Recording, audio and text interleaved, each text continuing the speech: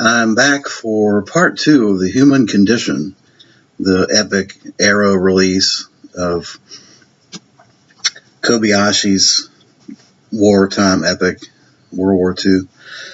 Part two is The Road to Eternity.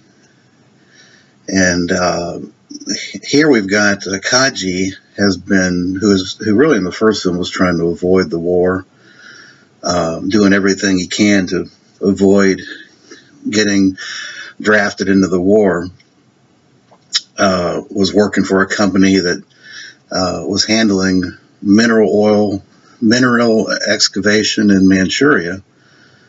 And unbeknownst to him, of course, he ends up overseeing Chinese prisoners of war that are used as slave labor. And he tries to treat these people with some humanity and dignity, and ends up getting sideways with the military that he was trying to avoid. So, ironically enough, he gets drafted into the war. So he's now in part two. He's where he didn't want to be to begin with. But ironically, he's got, besides his pacifist tendencies and his leftist thought process, he's also a crack shot, and he shows leadership. He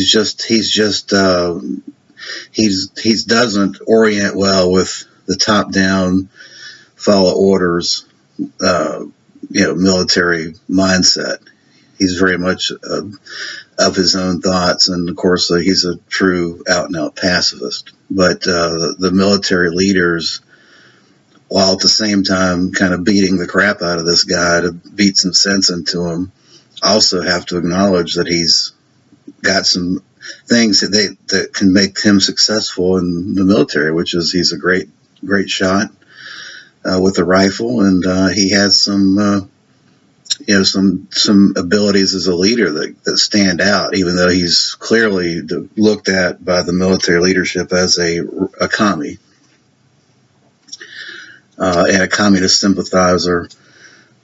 So the film kind of follows Kaji, who has there's two big moments in this. One is with a guy named Obara, who is a kind of a frail weakling type person that's really just not up for the kind of military discipline that's being put out by the army in Japan at this point. They just beat people senseless if they don't follow orders, and the guy eventually commits suicide. And Kaji, that type of thing weighs heavily on Kaji. And then the second subplot you got is a guy named Shinju, who is he and Kaji are talking about, how do we get out of this mess? Do we defect and kind of try to run across the border? So Kaji's got all these things going on. He's got this idea that, hey, what is freedom to me? Is freedom, defecting from the army and leaving my wife behind and my responsibilities behind, or do I stay here and suck it up and try to do the right thing? I mean, so he's got these dilemmas going on.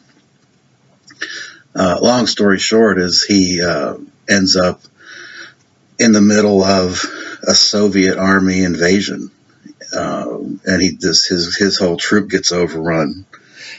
And in that process, he ends up killing a guy.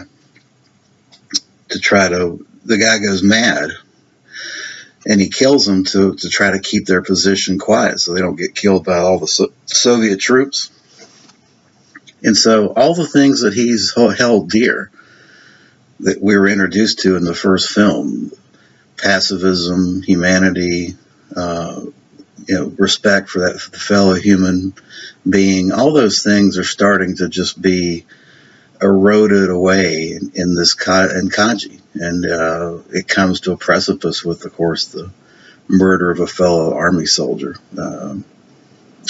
So that's part two, and it's done in an epic. The shots, the cinematography is done in a tremendously. It's all epic feel. You've got these huge great landscape shots with one or two individuals running along the landscape. It's just a beautifully shot and beautifully told story, and I highly recommend it. So part two, I don't know which part I like best. I mean, I think both parts are um, equally fantastic, you know. Haven't done part three yet. I'm going to be doing part three, and then I'll come back and give my thoughts in a wrap-up kind of form to part three and the Human Condition trilogy overall. So, yeah, that's part two, and great stuff. If you don't have that Arrow box set or the Criterion box set of the Human Condition, I highly recommend you grab that. Thanks for watching.